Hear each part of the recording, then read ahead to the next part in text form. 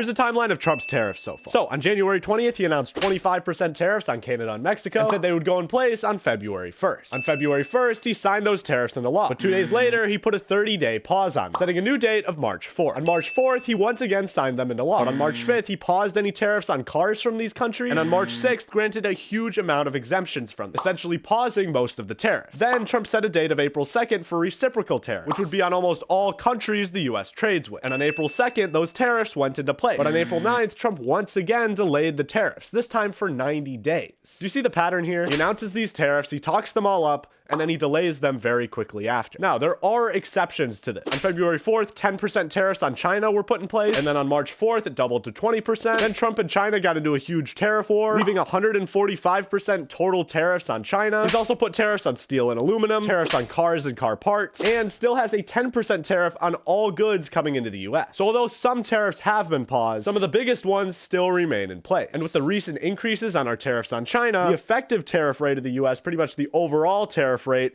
is even higher than it was before the pause. So things are still crazy and happening and real, which is why I implore you to just do your own research, okay? Don't trust TikTokers like me. This is all very complicated. Do some reading, figure out what's going on, because this has the ability to like actually affect you, and it's very, very important.